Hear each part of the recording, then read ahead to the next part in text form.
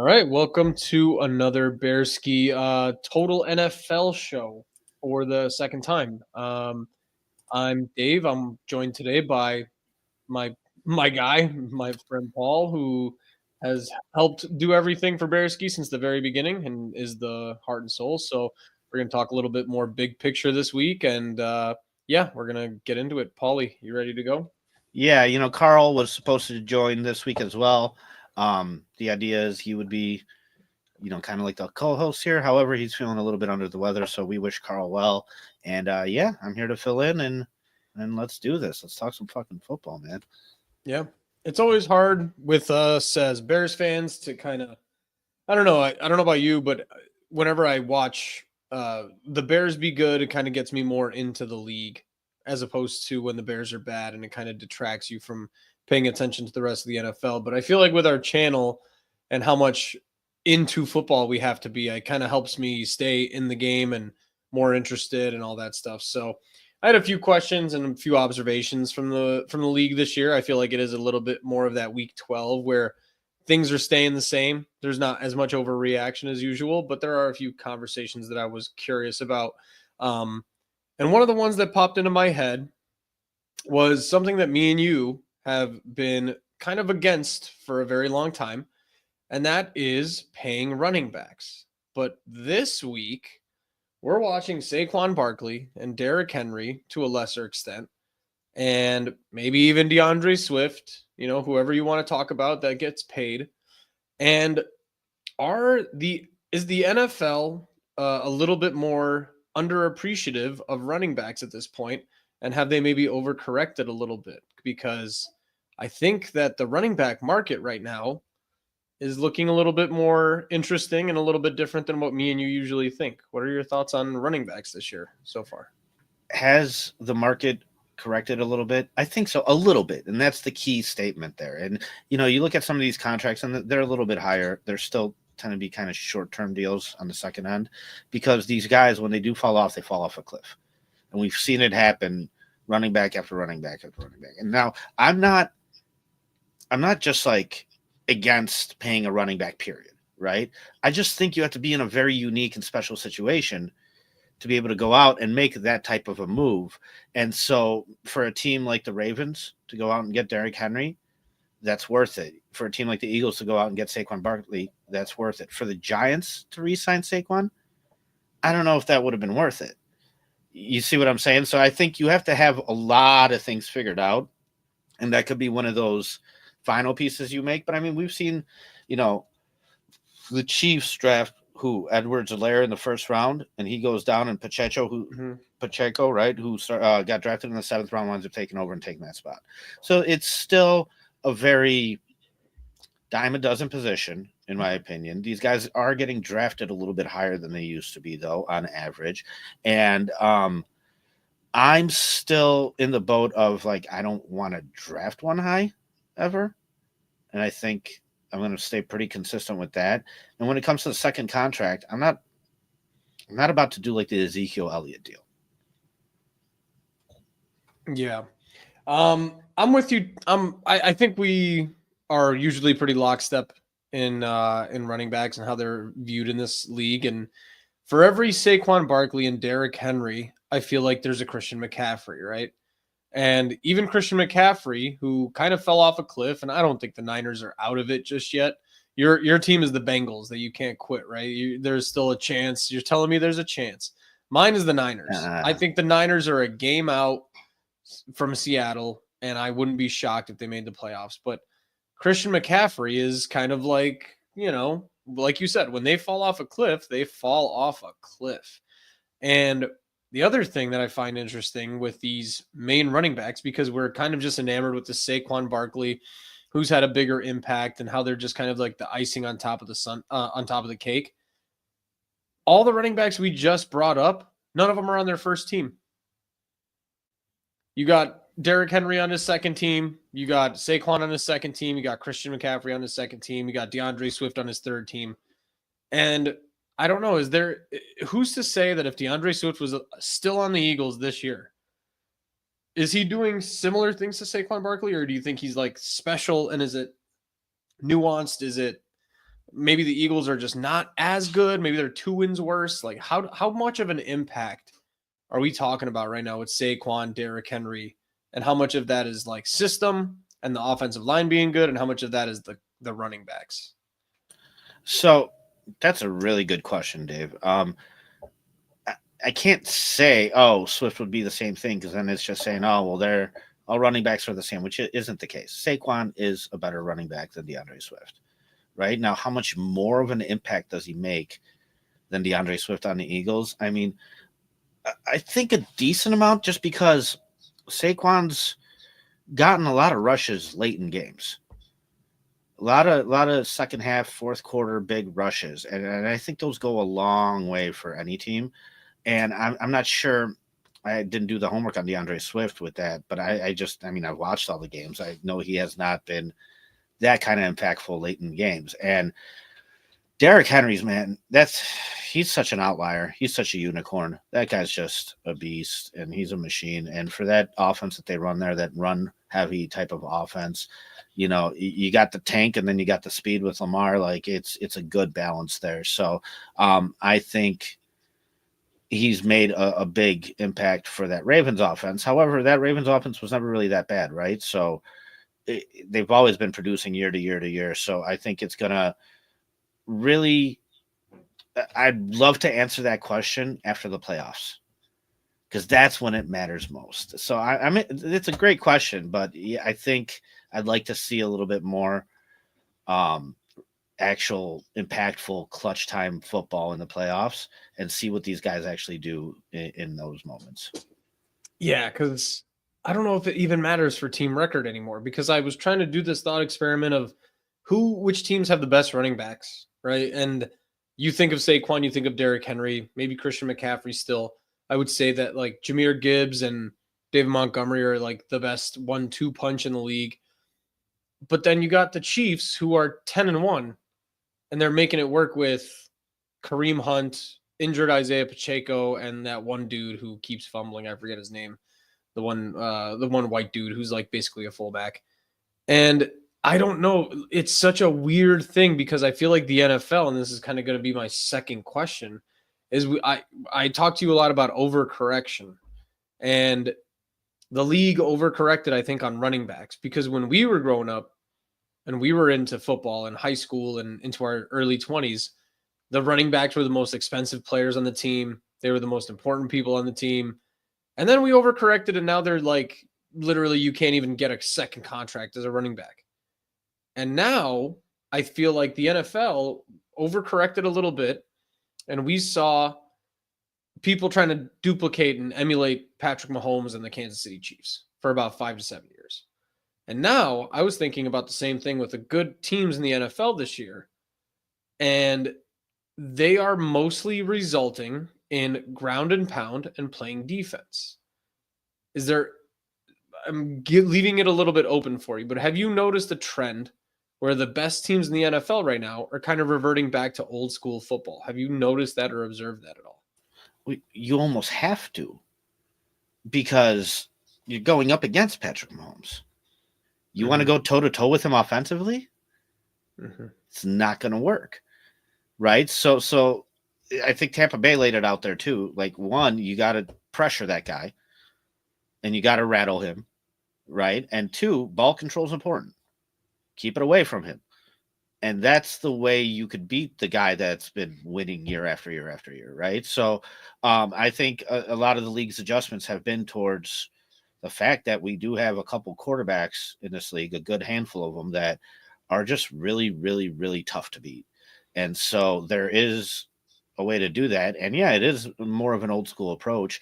What it forces the quarterback to do, though, is it forces them to be efficient and forces them to take every one of those opportunities that they get, make the most of it, and it capitalizes off mistakes. You know what I mean? An interception hurts you a lot more when you only have 6 offensive possessions in a game rather than 8 or 10. So, yeah, I mean, I think that's part of it. I mean, other than that, yeah, I've noticed a shift between elite teams in this league, and I wanted to send you something today, but I felt like it would be mean. But do you want to take a wild guess at Lamar Jackson's touchdown to interception ratio this year? Oh man, you know what? My guess would not be good. I have no idea, David. If I'm not mistaken, it's 30-3. I was gonna guess 25-7, but wow. Yeah. So we're talking right now. His season stats 27-3. It's a 9-1 ratio.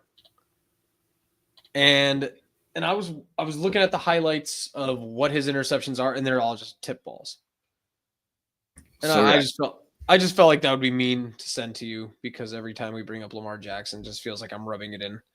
But no. I mean, I've kind of backpedaled a little bit on him, but at the end of the day, the thing with Lamar Jackson that's interesting to me is like Peyton Manning was in the same exact position in his career where he had 2 MVPs and no Super Bowls.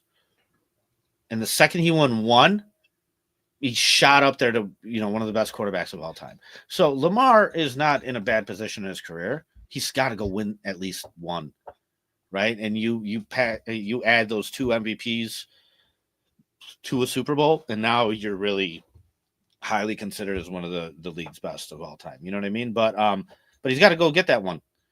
And until he does, shit, he might wind up like Dan Marino. You could be as good as you want during the regular season, but you got to go out there and get it done in the postseason. And on that front, I have not been wrong yet because he still hasn't gone out there and gotten it done. So, but I've backed off of, the Lamar hate a little bit and started to kind of, appreciate. Well, that's part of what I'm bringing up here is like I've noticed a trend, especially week 12, where even these teams with elite quarterbacks, they're not asking as much from their quarterbacks as they used to.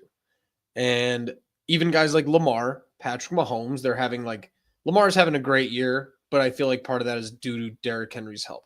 Patrick Mahomes is having a down year, and they're still 10-1 with thanks to defense and running the ball. And then, I struggle to think of a quarterback who's carrying their team as much as we've been used to in the last 5 years, like other than Josh Allen, maybe. And that kind of, ties into the MVPs and all that stuff. And I think Josh Allen is kind of the only player that you could say is right in there with MVP because everybody else who has a great, great quarterback. And that MVP award ends up being who is the quarterback of the best team in the NFL. So full circle, does Saquon Barkley deserve some MVP consideration? Are we finally starting to see a little bit of that cycle of the NFL kind of come back all the way around? Are we going to look at running backs as maybe even because MVP is more of a regular season award? Like you said, it matters the most in the playoffs. We need to see Saquon make a difference in the playoffs, Christian McCaffrey, Derrick Henry. But as a regular season award, do you think Saquon Barkley deserves it? Do you think there's a chance? Are we seeing that little bit of a shift right now? How do you feel about him being an MVP? If the question is, does he deserve consideration? Sure, put him on the ballot. Will I vote for him? No. So I think that word consideration is the key word there. Let me ask you this, David. Next game the Eagles play, one player has to get hurt. Saquon or it's Jalen Hurts? Who would you rather lose? I get what you're saying. If you're dooming me for the rest of the season with one of those players, I don't know who Philadelphia's backup is, to be fair. But off the top of my head, I would say Jalen. If Jalen got hurt, as a fan, as an Eagles fan, if we lost Barkley, I'd say season's over. But if Jalen got hurt, I'd be like, okay, well, maybe a decent quarterback can kind of make the few throws and Saquon can carry us into the playoffs. Once the playoffs start, totally different story.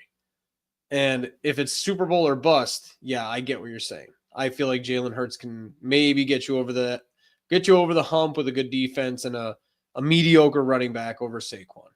But okay. Yeah. Who would you rather lose? Derrick Henry or Lamar Jackson? All right, good point. Yeah, Justice Hill can do just fine. I mean, we could go through it. You know what I mean? We could go through it, and I think the Eagles might be that one outlier right now. However, I think in the long run, That quarterback, man, that's the captain of that everything runs through him. And, if Saquon was making that much of an impact, why wouldn't the Giants keep him? Yeah, not only that, but when we talk about the sliding door moments of the offseason, and I've thought of these a lot lately because we're Bears fans. What could have happened? Jim Harbaugh and Mike McDaniel, not Mike McDonald in Seattle. Um, Saquon's biggest rumored team, other than Philadelphia, was Chicago. Right, that was the one that the one that you missed out on. Would he be doing the same thing here? Probably not. Derrick Henry, one of the big teams that was rumored to go get him and maybe make a difference, Dallas. Would he be doing as much of a difference there as he would there as he is in Baltimore? Almost certainly not. So it is like you said at the very beginning. It's just the cherry on top of the sundae. It's the icing on top of the cake. A running back can. I feel like a running back at this point is a regular season hero, while in the playoffs it'd be nice to have, but at the end of the day, it's the quarterback. Yeah, I mean, and we saw it with last year's Super Bowl. Christian McCaffrey did everything he could in that Super Bowl, and he performed really well. Patrick Mahomes still won it. Just is what it is. Yeah, I agree.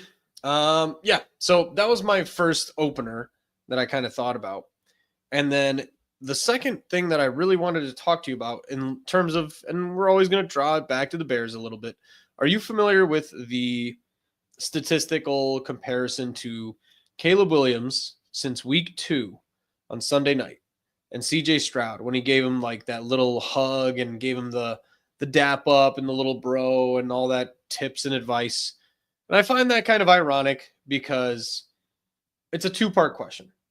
Who do you feel has had more of a disappointing season this year? Houston or Chicago? Houston. I agree. My rationale and yours is probably going to be very similar, but Houston was a Super Bowl or bust type of season going into this, right? 12 wins, 13 wins, huge acquisitions on defense, CJ Stroud taking that second year leap. And since week 2 of when Caleb and CJ Stroud met up, Caleb has had significantly better stats than CJ Stroud. And my second part to that question is, what makes you more nervous? Because the outlook, and we're already future planning as Bears fans, the next year, if you're a Houston Texans fan, you're not getting rid of your head coach. You're not getting rid of CJ Stroud. Your maybe biggest upgrades there are Bobby Slowick, getting rid of him. But this is a guy who was getting head coaching interviews, 6 months ago. And maybe upgrading your offensive line. Your receivers are great. Your running back is great. Who, as looking forward to next year, how do you feel about each team's prospects and who would you rather be? Because I'm starting to kind of feel very similarly about these two teams.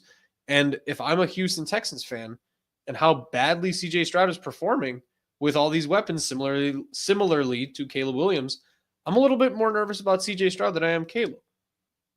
Well, it's interesting because it's really hard to make this point a couple weeks ago or during the off season. You kind of have to wait for things to pan out to be able to kind of say these things. But I'm never so enamored with a flash in the pan year, even like a full season. Like, that's great. Good for you. I always say it takes 3 years to fully be able to evaluate a quarterback. And I don't care what position they're in. That's why Jaden Daniels, it's like, sure, great, you're performing well. Good for you. Go ahead, win Offensive Rookie of the Year. Like, I'm not that concerned with that. At the end of the day, don't forget, Matt Nagy was Coach of the Year. Ryan Pace was GM of the Year, their first year. It's the long game that matters here, right? And so I kept saying it very mildly, and I put it in this context where, like, oh, but the Bears and Texans were in the same spot a year and a half ago, right? All of a sudden, they get CJ Stroud, Will Anderson. They have a good year, and now we face them in week 2, and they're a playoff team, and we are still rebuilding. Guess what, guys? That's it's false hope. It's false hope is what it is. And as a Bears fan, we've lived through that. Look at the Matt Nagy 2018 year where all we needed was a kicker in the offseason, right? No, we thought we were better than we were just because we got a 12-4 record, made a playoff appearance. And sometimes that's nice, but you need it to be consistent, right? And until that consistency comes, I'm not like fully bought in and fully sold. So like I said, I kept saying it, hey, they were in the same spot we were a year and a half ago. Like you just said, doing it with all these weapons, all these weapons. What these weapons were just made over last year, but are they really weapons? Like talent wise, I think the Bears might have more talent than Houston does, right? However, they've had worse results. So those are two different conversations. And yeah, I would rather be in the Bears position than Houston. I think the only thing that Houston really has going for them is that they are in a very weak division. Like they should be owning that pretty easily, right? Because who do you have? Indianapolis, Jacksonville, And Titans, yeah. Tennessee. Like so you should be the best team in that division. Isn't that crazy? That's why they've had a more disappointing season. But isn't that crazy when you look back and 10 weeks later, when you look at Houston as a Super Bowl contender, as a massively like huge playoff team, and now all of a sudden, like I would almost rather be the Bears, like you said, because CJ Stroud is genuinely concerning at this point. He had a great rookie year, but like you said, it takes 3 years to kind of prove that you're relevant and that you matter and that you can have sustained success. CJ Stroud going into this year was like a top 5 quarterback to me in my mind. And all of a sudden, he is not that great. And so if I'm just like a fan and I'm going into year 2, this is us as the equivalent of looking forward to next year. If we get a better coaching staff, we get somebody to help Caleb Williams. That wasn't the issue for CJ Stroud. He had his coaches. He had a great rookie year. He was just kind of looking to progress. And now he's regressed. And now going into year 3 of CJ Stroud, you're not considering yet replacing him, but if he has another dud of a year in year 3, I don't know. I don't know what we're looking at. Then it starts to become a concern. I mean, you're on a time clock here because by year 4, you have to do it in the off season before year 4. Pick up the 5th-year contract, 5th-year option or not. Right. And so that's a big move because it usually, if you're that good where that's really beneficial for a team to do, you're just going to demand a new contract in year 4 going into year 4. Right. Like, so really those 3 years are what matter a lot. If you have to take it to a 4th year to figure it out, it's kind of a problem. You know what I mean? David. And we're looking at all these quarterbacks that get paid an absurd amount of money. Yeah. And most of them are not playoff teams. Like Jared Goff is the only guy in the top 10 or top 5 of highest paid quarterbacks that's actually relevant right now. Yeah, for real. What'd you say Lamar's touchdown to interception ratio was? 27-3. Now I know the season's not over, but I'm going to throw this stat out there at you. Super Bowl MVP quarterback had a season, 27 touchdowns, 2 interceptions. Now that wasn't the season he won the Super Bowl. That was his 2nd year in the league. He played 13 games that year. And in 13 games, which that's where we're at now, right? We're at week 12. Mm-hmm. 27 touchdowns, 2 interceptions. Do you know who I'm thinking of? Nick Foles. Exactly. That was what Nick Foles did in his 2nd year. And, there's a big drop-off after that. The year after that, 13 touchdowns, 10 interceptions. The year after that, 7 touchdowns, 10 interceptions. And then he wasn't allowed to play anymore. Right? So, guys, that's why I said it takes 3 years. There's been a lot of good single seasons from all sorts of quarterbacks. The name of the game here is consistency. Yeah. It's not that you hit a hot streak. It's can you do it year in, year out? You know what I mean?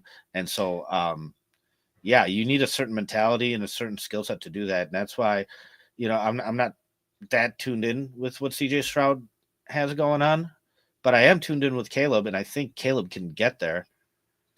So that's why I probably prefer this situation over theirs, because he's already showing a big regress.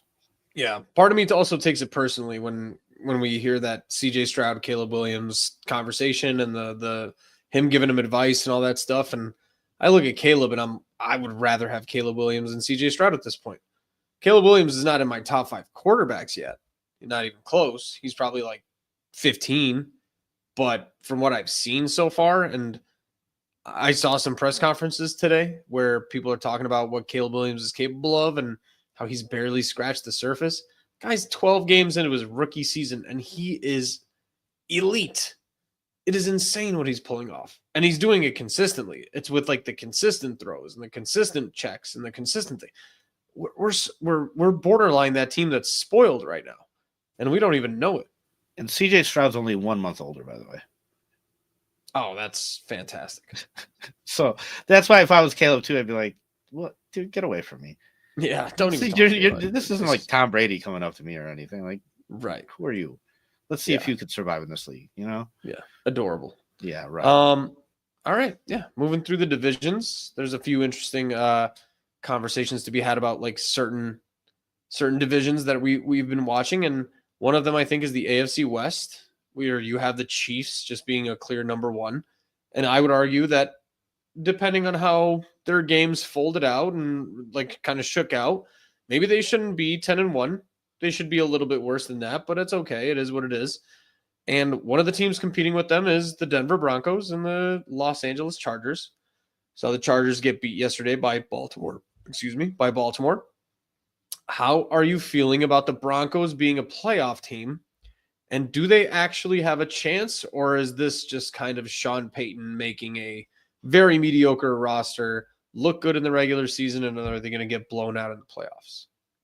So, you look at the opponents that the Chargers have faced, and anytime they've faced a team that's under 500 right now, and we always talk about how strength of schedule is such a BS stat for prediction purposes, but I think looking back on it, it can tell a different story. The Chargers have beat up on a lot of easy teams, right? And anytime they've faced a team that's really good and has some playoff potential, they have lost. I think they're 1-4 against, good teams. And so, that could be fluky, right? Right there, there's a interesting statistic that might matter and might come back to bite you in the ass. When you face good talent, you tend to not win. With the Broncos, dude, they're not supposed to be this good. However, they are. Bo Nix was the 4th quarterback taken in this draft. Statistically, he's playing the best out of all 4 rookies. And it's because Sean Payton is a damn good coach and knows exactly what to ask of guys, when to ask of them. It's that old Bill Belichick thing. Just do your job. But at the same time, like, we're going to put you in position just to do that job. And I think you're really seeing it with the Broncos. And I feel that they have just as good of a shot as the Chargers do, right? So I kind of see those teams, and I know they're very similar in record right now. But I'm not counting the Broncos out so much. I think, they've gotten – their defense is pretty decent, I believe. And, they're winning games. I think they're almost interchangeable, right? Like they're very similar teams in the sense that they're all led by coaching. Bo Nix is, I think, older than Justin Herbert, if I'm being honest. I think they're either very similar ages or he might be older. And they're being kind of just directed by the coaching, which is also frustrating as Bears fans to watch 2 very mediocrely talented teams being carried into the playoffs in a division like the AFC West, which is very, very competitive. And you could plug in any one of those teams into another division. They'd still probably do as good, if not better. And so I'm with you with the Broncos looking competitive. Going into this week, they were the number 3 defense. Yeah, that's insane. And I other than Patrick Surtain, I can't name a single player on that defense. I don't understand what I'm watching when I watch that team, and they're playing good teams and they're playing good offenses. They're just interchangeable. And I would say the same thing with the Chargers. Derwin James, Khalil Mack, just by reputation, and then Nick Bosa. Other than that, I can't name a single player on the Chargers defense. So we're back to that style where your defensive players maybe don't necessarily need to be powerhouses, or they don't need to be like household names, But if you've got a good system in place, like Brian Flores did last year, like the Chargers do, like the Broncos do, you can overcome a lot and you can just kind of compete.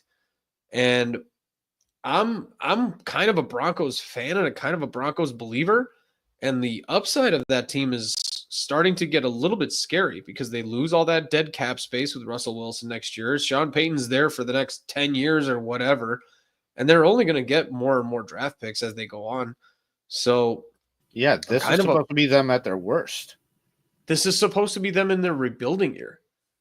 So I'm kind of a believer, and I'm a little bit jealous of the Broncos and just how they operate and what they're doing. And Sean Payton being an Illinois native, like what a missed opportunity to bring him here and have him kind of do it. Trade 2 first-round picks to get him there. That too. So I'm with you. I wouldn't have done that either. But I mean, hey, it looks like it's paying off. Unless that first-round pick would have been Caleb Williams to the Broncos, which I would not have given him Carolina's first. No way. No chance. Moving through those divisions and kind of the AFC West, now we got the NFC West. And the NFC West is probably my least favorite division in football right now. Between Seattle, Arizona, you got LA and San Fran. And it's kind of just a clusterfuck to the middle. And it's all teams that are waiting to give it up and give up the division and see who wins, next, basically. And Seattle right now is on top. Do you think Seattle actually is a contender? Do you see them as like just kind of that body in the NFC playoff picture? Is Seattle ready to take control? Are they kind of a future team in the NFC West because of how the Niners and the Rams are kind of going on a downward turn? Arizona, how do you feel about the NFC West and maybe like towards Seattle? Earlier you said if Jalen Hurts went down, but you still had Saquon, you'd feel better about that until the playoffs, right? Did you see the 49ers backup play? Yeah. Oh, that was a disaster. Brandon Allen. Yeah, disaster. So at the end of the day, all these teams are either 5-6 or 6-5. This is still anybody's division. I know the Seahawks are on top, but the top isn't very high, right? So the Cardinals have probably been playing the best out of all of them. However, the 49ers, are still the most talented and most experienced team. If I had to pick one, I would still go with what history has told me and having, your Cinderella come back to life and having the 49ers come back and kind of take that. Because I think that's just what history's shown has been most likely. The Rams are 5-6 and third in that division. What's most likely? I think what's most likely to happen is what happened earlier this year with Arizona taking the lead. So I think they're going to be the ones that kind of come back and claw out of this thing on top of this division. I would love to see the 49ers do it, but I think, they're just having such a down year. I just think that this is for the taking for Arizona. I'm just not a big believer in the Seahawks. I don't know why. I can't really. It's just more of like a gut feeling thing. So, yeah, I'm with you. Seattle to me is one of the most confusing teams in the NFL in terms of just they have an old quarterback. I don't really see what the future there is. They have good receivers, but not great receivers. They have good running backs, but not great running backs. They have a defensive head coach, and their defense is playing better, but I don't really, other than like Devon Witherspoon and Kobe Bryant, just because of his name, same thing. I don't really know much of the players on that team. And the NFC West is just such a clusterfuck that I don't know who to think is going to win in the next like 2 to 3 years. And I have my own personal biases. I would like Kyle Shanahan in Chicago and all those things. Kind of leading me into my next question. Well, real quick, just going into this week, the Seahawks were the 20th best ranked defense. Meanwhile, the 49ers were the 6th. Yeah.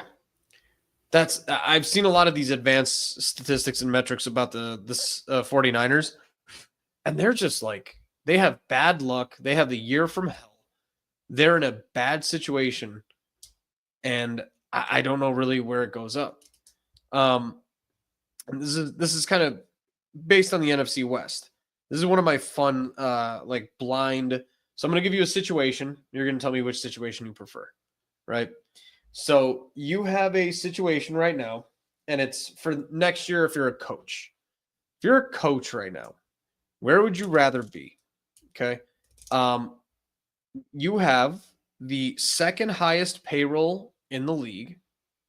Your three best players are all above the age of 33. And your quarterback is going into a contract year, right? So let's say you got to sign with one of these teams, right? And you have the second lowest cap space coming up. And then team option number 2 is fifth highest cap space, a 23-year-old quarterback, the third ranked defense in the league, and it was another question about receivers. Your average receiver age is 28 versus 25. Which team as a coach are you choosing to coach? It really for option 1, I would really need to know who that quarterback is. Right. And so because honestly, that dictates a situation so much. Because I'm totally willing to move on from the high paid guys, pay the quarterback if it's the right quarterback to pay.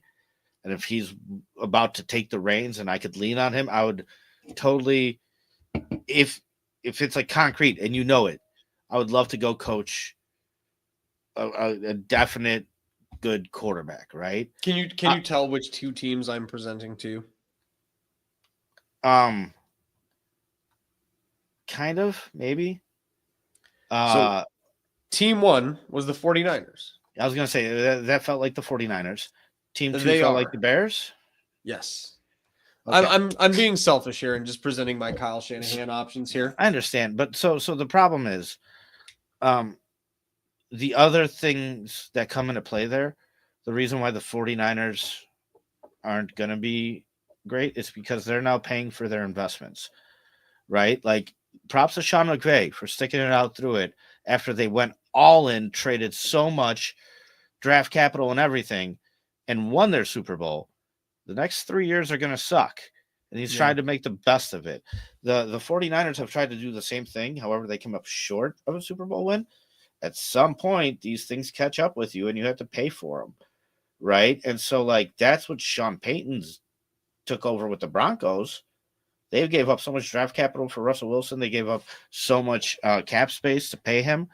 He came in and cleared that out after 2 first-round picks got spent on him to go there, and he's still having that kind of success. That's why it's so impressive, because he's also paying for their past moves while still having success. Kyle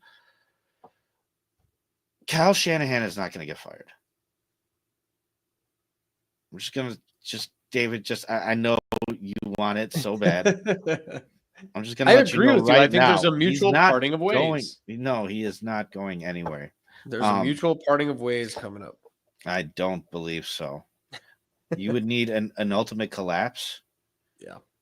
And this hasn't been it. You know what I mean? So it's not that bad over there. I look at the Niners this year as just it's a year from hell, as a lot of people like to say. It's just an absolutely catastrophic bad luck year. But I don't see it getting much better, because when I look at the team and who's there and who's getting older versus who's going to be part of the future, right now it's a Brock Purdy-led team. It's Brock Purdy and Brandon Ayuk. Deebo Samuel is getting older, and he looks like shit, frankly. I'm not going to start criticizing NFL players. He looks fatter. He looks slower. He looks really bad. George Kittle can't stay healthy for more than one game in a row at this point. Trent Williams is 34 years old, and Christian McCaffrey has 2 Achilles with tendonitis in them. That's your offense. And then on the defensive side, you got Javon Hargrave, Charvarius Ward, Fred Warner, and Nick Bosa. And other than Nick Bosa, all these guys are 33, 34 years old. I don't understand the 49ers' future planning. I feel like it's just a perfect time to blow this up. You had your chance. There's the Buffaloes of the 90s. There's the, whoever you want to give me in the 2000s, the Colts, and they won 1. But the Niners are just, I think they're just a victim of circumstance, and they're just such bad luck, man. I love the Niners, but they're just not gonna go up moving forward. They're only going down. Okay, so you get rid of Kyle Shanahan, and then you go, hey, who wants to come get their career killed here? Because See, I don't think that's the case, though. You have to pay for these moves now going forward. That's why the future is not bright, and it's not going to be bright for anybody that takes it over, because all that draft capital was spent and stuff like that. I think you're going to keep Kyle there for one more year to see if he can power through it. Okay, hey, you've created this situation, you've created these circumstances, but we're going to give you the benefit of the doubt to at least float along and start retooling this thing. Right? Because obviously they went all in. They took the Chiefs to overtime. They came close, man. They came really close, but they didn't get it. So okay, now it's the next phase. You know what I mean? There's a lot of different phases to a football team, and I hear you. They're at that point where if they do what, they have the opportunity to do what the Bears did with Mark Trestman. Get rid of Lovey, get a guy in here. He goes, no, we're going all in. When it's time to retool.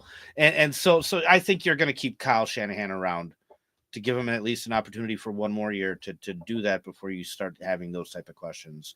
I mean, I don't know. That's just how I think. Oh, I'm fully with you logically. My brain right now is like about 80-20, what I want versus what I think will happen. And I need for my mental health, I need Kyle Shanahan to be the next head coach of Chicago. But like, even logically, I just don't see anything in San Fran moving forward other than a rebuild or a retooling. Because if you pay Brock Purdy this like top 10 quarterback money, and we've seen how much money these guys get paid, and he deserves every penny, because in terms of like importance to their team, we're watching Brock Purdy drag the corpse of the 49ers this year. With all these injuries and all these like poor players that are terrible health and all that stuff, Brock Purdy's good, man. Brock Purdy can do it. So if you pay Brock Purdy the full deal and it's not Kyle Shanahan's choice, dude, you just got to give him a new quarterback that believes in him, and you just got to start rebuilding that team around Brock Purdy for the next 5 to 6 years. And you're going to be investing first and second round picks in offensive line, wide receiver, whatever else, but you're already paying your receivers and your running backs and all that stuff. It's a very messy team. I only see a rebuild on the horizon for San Fran. These rebuilds more recently, and this is why we're damned as Bears fans, because we've been waiting years for this rebuild. But through the landscape of the NFL, these rebuilds are happening real quick against crazy circumstances. Yeah. So if Brock Purdy is worth every penny, like you're telling me he is, then he'll go do what Josh Allen is doing. They were supposed to suck this year. Yeah. He's dragging the corpse of the Bills to success, to first in the division. And that's why I said, and if Kyle Shanahan is as good of a coach as advertised, then go do what Sean Payton's doing. Right? So like these circumstances can all be overcome. It's not a pretty thing to deal with. I'm not envious of the situation by any means. It's very doable in this league today. It is. You can sit there and work through that and work that out. You can make some trades happen, get rid of some of these contracts. I mean, you got to be smart about it, though, and you got to make sure that you can lean on Brock Purdy. He's got to be that good. Yeah, anything I present at this point will just be totally Bears favoritism towards San Fran just rebuilding. But I do also see there's kind of the future proofing of San Fran, and I really do think that they're due for a rebuild, because like you said, McVay is fighting through this kind of shitty situation of a rebuild, and props to him. He's really doing a good job of it. But even then, I don't see like Los Angeles on the cusp of another Super Bowl. They're mediocre as fuck with a 40-year-old Matt Stafford. And I don't see what the future is moving forward. Me and you will always agree on this. Being in the middle is the worst part in any sport. Especially the same thing. I was about to say being in the middle is the worst place to be. And right now, San Fran and LA are the most middling teams in the NFL. And not only in just like record-wise, but roster construction. I can deal with being in the middle and being Houston. There's a future there. I can deal with being in the middle and being, I don't know, Green Bay is a bad example, but because they're young, they're in the middle of their division, but I can see a future there. In 2 to 3 years when the Vikings and the Lions kind of have a drop off, yeah, Green Bay can dominate again. But San Fran and LA, I don't know where the middle goes. How does the middle go up versus down? I don't see where that's at. So they're the 6th best ranked defense coming into this week. And like I said, and if you could, that's still something you can lean on, right? And if Brock Purdy is good enough, you could still work with that and salvage it. Now, the thing about the middle is, I agree with you completely. It's the worst spot to be, but I think we have to work at the year like consistently. If you're in the middle consistently, that's the worst spot to be. If you're building up and you have a year in the middle as a stepping stone, that's fine as long as you keep building up. If you're falling down and you fall down to the middle, it's fine if it's for a year. Like, it happens. But you better bounce back the year after. If not, then you start to kind of get in the cycle of, just never ending. Yeah. I don't know if San Fran or LA are the Mike Tomlin of the NFC. I don't know if I see that. I feel like Kyle Shanahan, Sean McVay, they both need the talent, and they can bring that talent over the top. Mike Tomlin will drag a 3 out of 10 to a 7 out of 10 every year because he's just that fucking good of a coach.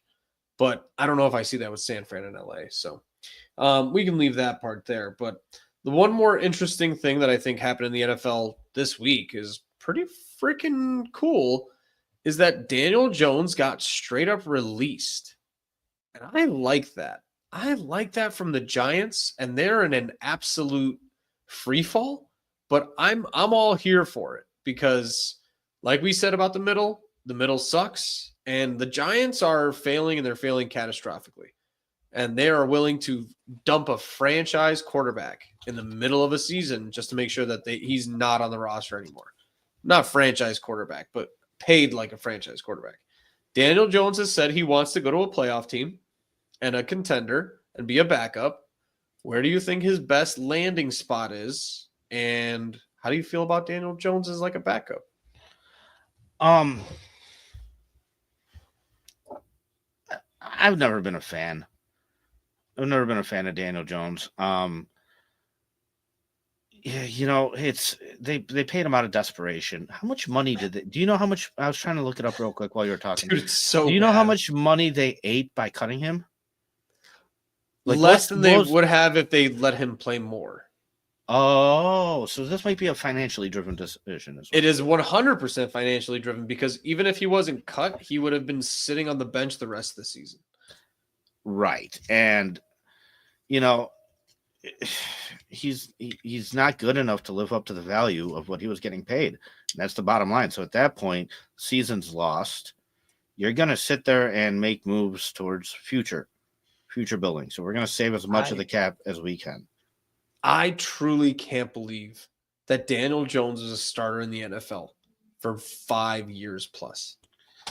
I don't know how many Giants games you watched this year, but one of the ones that stands out to me is I got up early just because I'm an early bird, and I watched the Giants versus Carolina, and that was an absolute catastrophe. That guy sucks so bad.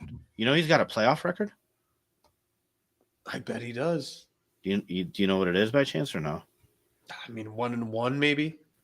No. So he's the only quarterback to ever have a playoff game where he passed for over 300 yards, had 2 passing touchdowns, rushed for 75 yards, and had 1 rushing touchdown. Only quarterback to ever do that, Dave. And he won that game, or he lost that game? He lost, I think. Thank God. Right. And those stats are not. But at the same time, if he goes to Baltimore or to Kansas City or to Philadelphia and he's backing up Jalen Hurts and you need a backup quarterback for 1 game, 2 games, think he's still going to be good enough to kind of carry you over that hump. Yeah, I think the experience alone is going to land him a backup role because, for a backup, you got to look at your expectations. Like you said, for 2 games, the most I would ever expect out of a backup is 4 games, right? And like just win me half of them. Just give me 2 out of 4 at least.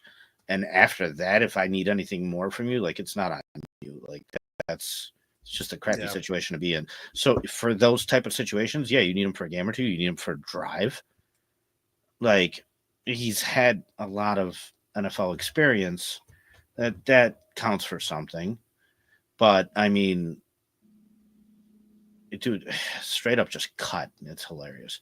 Yeah. Because nobody would trade for him because of the contract. So yeah, he's gonna find the right place where he belongs in the NFL. He's gonna get paid appropriately now for whatever his position is. And if he gets a chance like Nick Foles did to come in at some point and he performs well, yeah, good for him. I don't see it. I've never been a believer, and I don't know. He's just very mediocre. You know what sucks? He's still probably better than Justin Fields. I mean, well, the problem is the money. Yeah. So like maybe, but Justin Fields didn't cost what Daniel Jones cost. Right. And so that's a big part of it. No, Pittsburgh lucked out on that contract. Yeah, that was a good deal. So yeah, in our last few minutes, I do want to try something new on our national show, and that is to start picking games going through the week. And then I want to kind of compare it next week just to kind of see where we're at. How do you feel? And how much lockstep we are, how much we agree. And just kind of for fun, I think comparing records is kind of fun a week after the fact. You want me to write these down? Oh, I have it ready to go, and I can write it down. Perfect. And thank God, Thursday football. Dude, I love things. There's almost nothing more that I love than cooking the turkey. I just put it in the roaster for at 9 a.m, and I just sit there and I just eat and I drink and I just watch football. So it's kind of funny because I'm working Thursday. And so it does suck, but for what I do for a living, typically that day's dead, slow. Yeah. And we do have a TB. So it's almost actually kind of nice because I'll actually get to actually watch the game. Get paid to watch football. Get paid to watch and then go home and have some turkey I'm going to help prep the day before and whatnot. But I mean, I don't really have to do that. So fucking rocks. Well, the first game of the week, you know who it is? It's Bears Lions at 11:30 in the morning. Listen, we've played the Lions really well. We've had Jared Goff's number a couple times. I could see this game going 2 different ways. I could see it kind of going like the Minnesota game went, where we do kind of keep up to an extent and we do keep it a close and interesting game. Or I could see it going completely in the Lions' favor and then, laying a 50 burger on us, just like they've have on a couple teams this year. I think if that happens, I loved your prediction yesterday. Hopefully Matt Eberflus goes. Am I hoping for a blowout just to fire the coach? I mean, I think the coach is going to get fired anyway. I think it'd be worth it. If I have to watch on Thanksgiving when I got 10 other things going on, and I get to watch the Bears get blown out by 25, but Eberflus gets fired Friday. Now, both things are not guaranteed, but if that's the price I have to pay to see Eberflus gone, I'll pay that price. Having said that, I think Dan Campbell is on a fucking warpath this year, and I think he is going to take the Thanksgiving game seriously, and I think he is going to absolutely fucking mollywop the Bears. I'm going to take Detroit. Yeah, I could. I mean, be bold, man. You can take Chicago. I'll write it down. You want to take the Bears? No, I wouldn't. I don't predict a win. I mean, yeah, no, I can't. I can't predict a win. All right, I'm writing you down for Detroit. Yes. Yeah, All it's right, going to be Detroit I still. have to. Yeah. All right, game 2, 3:30. Giants at the Cowboys. Both backup quarterbacks playing. Where are you at? How do you feel? Um, you know, the Cowboys actually won a game last week, and They they did. upset the Texans. No, they upset the Redskins. Oh, I'm I'm sorry, sorry, the the Redskins. Yes, the Commanders. Commanders. You're right. You're right. They're upset the Commanders. Um, the Giants haven't done much. I think Well, that's a team that's quit.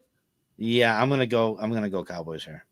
Yeah, I think Dallas is still somehow fighting, and the Giants have quit on their coach and on their team. I'll take Brian Dable here. You want to get rid of him? I'll take him. I think I texted you that at one point. I was like, thoughts on Brian Dable? I'll take And him. yeah, I think man, that quarterback situation was just terrible to deal with. But Yeah. Can I'll I take the making a random comment about the NFL? By the way, 6 teams were on a bye week last week. Next week, 6 teams are on a bye week. Next week, this week, 0. What the fuck is the NFL doing? I don't know. Like, make that make sense. 6 teams get a bye, then 0, then 6 more. Just 3, 3, 3. What are you doing?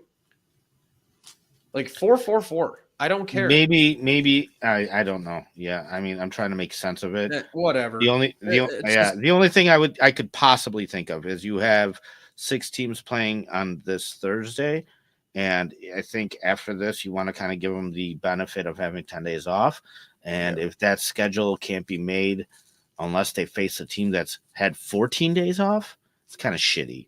Yeah. But other than that, I can't think of why you would do that. Like It's insane to me. it is. Anyway. It is. That's stupid. Dolphins Packers is the Thursday Thanksgiving night game. That sounds fucking awesome. Dolphins have been really reeling. I heard a great joke. It's mean as fuck, but I don't care because we don't care. Tua, since getting his last concussion, is 11 touchdowns and 1 interception. His last concussion set him back to a factory reset, and he's been playing incredible since then. So, how do you feel about Dolphins Packers Thursday night? Have you real quick just on that note? I forgot what it's called, but there's a documentary out there. It's not a documentary; it's like a comedy documentary, and it's about a tennis match, and the 2 guys in it are Oh yeah, it's the guy Jon Kid Snow. Harrington, Kid Harrington Yeah. from Jon Snow, and then Andy Samberg. Yeah, And it's like the 7-day long tennis match or something. yeah. But like in the comedy documentary, Andy Sandberg's career gets derailed because he serves the tennis ball and it hits like the line judge in the throat, and he has a heart attack and dies. And then he the next serve he just like botches, and then they bring up the statistic like before he killed somebody, after he killed them. Tua died, then after right. Tua died. So that's just hilarious that stat actually exists for Tua, kind of, because Jesus Christ, It's so mean, but it's so true. He got factory it's- reset so hard.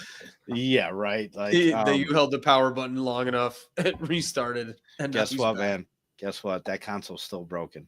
Yeah, It's gonna,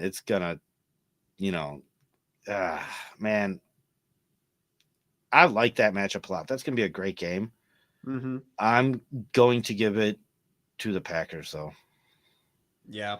Packers at home on a cold ass night, and the Dolphins need to prove to me that they're not frauds, especially after last year. Because if you remember last year, the Dolphins were an absolute fucking powerhouse, but whenever they played a good team or they played in the cold, they got their asses handed to them. And right now they're playing a good team in the cold. Yeah. So I'm going to take Green Bay too. Right now we're 3 for 3 matching. We got a Black Friday game.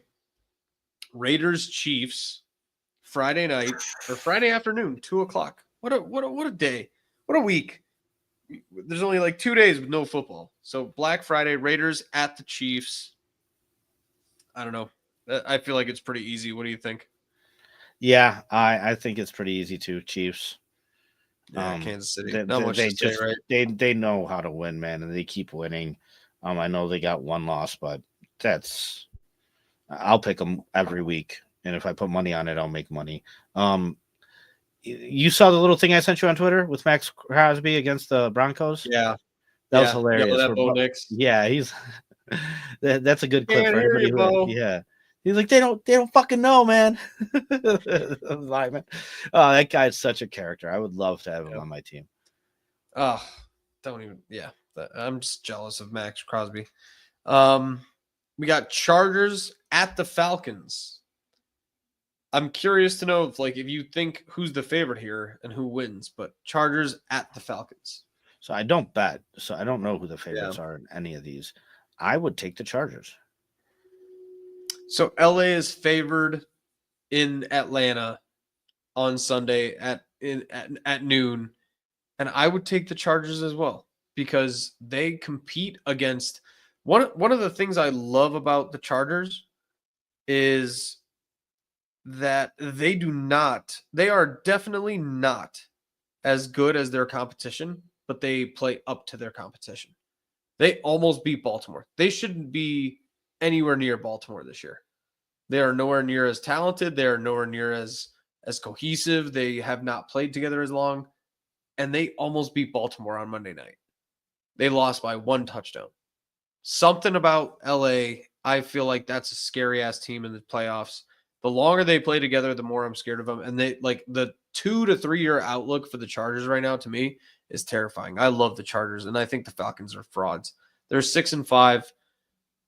I think they're going to be 6-6 after this. They're a 500 football team. That's Ryan Pace all over it. And yeah, I'm with you. This is going to be a fun one for you. Steelers at the Bengals. That's interesting. I'll take the Bengals. Cincinnati is favored at home by 3 points. That's crazy. It's an 8-3 team versus a 4-7 team, and the 4-7 team is favored by 3 points. Listen, I know. To me, that's insane. I know. We worried about Joe Burrow's wrist, and we had a lot of conversations about that during the offseason. Man, wrong. In that loss, and listen, and I was wrong saying that they're going to pan out because they did have that loss against the Chargers. And because of that, I think I have to retract my opinion. I think if they would have won that game, and they would have been, in a better position. But, dude, Joe Burrow till the end of that game, I don't know if you watched it or not, he is taking a hit to throw a pass. Yeah. I mean, that guy is relentless from the quarterback position. Yeah. So the only thing that's going to stop him is injury. And he will get injured based off his effort alone because he's not going to stop trying. Doesn't matter. Yeah. You know what I mean? And so, however, I think he gets it done against the Steelers. I think the Steelers are a very good all-around team. I think they're very well balanced. They got a lot of good things going for them. I just don't see the kill shot. I don't see what makes them great. They just, you know what I mean? So they have to rely on playing very clean football and not making mistakes and getting good turnovers and things like that. And, having Russell Wilson perform at his best. And I don't know. I just think the Bengals, I think Joe Burrow still has a little bit of gas left in the tank. And I think he gets this one. I'm with you, and you made a lot of great points. I'm still going to take Pittsburgh because I just don't believe in the Bengals, and I need to be consistent about that. So there's our first differentiation so far for the week. So I'm going to take Pittsburgh just almost because I want to have something be different, but I also just believe that Pittsburgh is a better overall football team, and I think they're just going to be more consistent and overall. I don't see a downhill turn on Pittsburgh right now. I feel like, yes, the Bengals are fine. They're going to keep trying, but eventually, I mean, they're 4-7. They're not that good. So I think they're going to break. Cardinals at the Vikings. I'd like to hear your thoughts on this. Oh, I think the Vikings take that. Interesting. Yeah. I think minus last week, the Cardinals are good for being a top 5 offense or a bottom 5 offense. They're just that inconsistent. And I'm going to take the Cardinals. I think this is going to be one of those weird games where Minnesota is coming back from almost being beaten by the Bears. I think a script is out there for them. And I think I'm going to take the Cardinals. I think this is going to be a weird game. Yeah, I'm going to take that one. Colts at the Patriots. Oh, man. What a shit show game. Listen, I was a fan of Drake May in the offseason. And against a lot of odds, I actually really liked his performance and what he's been able to do. And I've always liked the Patriots. So I'm gonna go with the Patriots. I'm with you as well. I think the Colts are on a downward turn. They are not that good, and I think they're only getting worse and more disjointed. I think that's going to be one of the firings of the NFL that we don't expect. I think Shane Steichen's gone after this week. Or not after this week, after this year, because he plays Joe Flacco the same way he plays Anthony Richardson, and I think that makes no sense, and I think he's going to be gone. Seahawks at the Jets. Thoughts? Oh, man, the Jets. That, I had the Jets predicted pretty high during the off-season preseason, because, I've been scarred by Aaron Rodgers so much. And I said, hey, if he has any gas left in the tank, here it is. Here it's going to be. This is it. This is the final shot. And we've seen that thing just crumble and fall apart. And I think you mentioned one of the funniest things to me. Like, watch him wind up on Minnesota next year. But they do have J.J. McCarthy. That would just be hilarious, though, if he followed Brett Favre's career team-wise, right? Yeah, I have the Jets to lose. I don't think anything's going right there. Seattle's going to win, yeah. Yeah, the Jets are an absolute shit show and a dumpster fire. Tennessee at the Commanders. I think, the interesting thing about Tennessee is they have a really good defense, man. Their defense is performing very, very well. And we just saw the Commanders lose to the Cowboys. Dallas, I'm actually going to, throw kind of a wild card out there and go with Tennessee on this one. Not that wild, because I'm with you. I think the Cliff Kingsbury second half of the year downturn is a thing. I think it's a real thing. And I think that Tennessee is not that bad. And I think that they play hard every week, even though they're only 3-8. So I think that they're going to just play hard. They're going to beat up on Washington, and Washington's only going to be on the downturn. I don't feel super good about it, but I agree. Yeah, me neither. But yeah, it's more of a gut feeling thing. Yeah. Texans at the Jaguars. I think CJ Stroud gets a little right here. I'll take the Texans. Yeah. It's fine. I want to say no, and I want to say, but like Doug Peterson still being a coach in the NFL is absolutely insane to me. The fact that he still has a job, I think that's just kind of telling you everything you need to know. Rams at the Saints. That's an interesting one. Yeah, that is interesting. I will take the better coach in that situation, Rams. I think they have a more stable team than the Saints. I went with the Saints. I think they're on a upward turn with their new interim head coach. I think the Rams, and I think everybody in the NFC North or NFC West is an absolute free fall right now. I think the Rams are just going to lose again, and I think somebody's going to get hurt. Puka, Cooper, somebody's going to get hurt, and I think the Saints win. Well, every team in that division has a chance to take the lead. Like I said, they're all pretty close, so I think they're going to play hard. That's for sure. Buccaneers at the Panthers. Bucks. Yeah, not much to say about that one, right? Nope. I think I'll take the Bucks too. I love Baker Mayfield. I'm just such a Baker Mayfield fan, and I think the Panthers suck. So, Eagles at the Ravens. Best game of the week, man. Oh man. I will take the Ravens. Oh, okay. I'm going to take the Eagles. Battle of the Birds. I think that Baltimore is too inconsistent at this point. They're 8-4, and they don't perform well against good teams. And I think the Eagles are on an upward hill, and I think the Eagles are going to win this one. Yeah, I think the Ravens, just being in the AFC, face tougher challenges, which is why they might look more up and down. Not saying that the Eagles are not a tough challenge, but this is a team that their head coach was supposed to be on a hot seat this year. Yeah. So, like, yeah, they're performing and whatnot, but they still have their fair share of inconsistencies as well.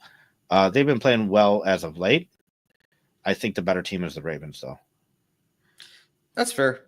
Second to last game, Niners versus the Bills. I'll take the Bills. Yeah, I'm with you. Not much to say. Nope. Up better team. And then Browns versus the Broncos. Yeah, like I praised the Broncos earlier. I think they get this done. And I hate the Browns this year. And I kind of want Kevin Stefanski to be available.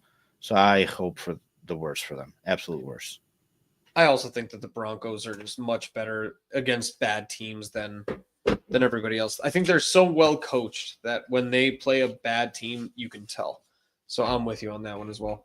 So yeah, we're going to compare next week. We got only 4 differences in the full NFL slate. There's 16 games on there. So thank you everybody for tuning in. NFLSKI and going over the whole NFL a little bit more in depth than we usually do with our Bears local stuff. So thank you for anybody who tuned in the chat, and we'll see you guys next week. Yep. Appreciate all you guys. Thank you. Take care.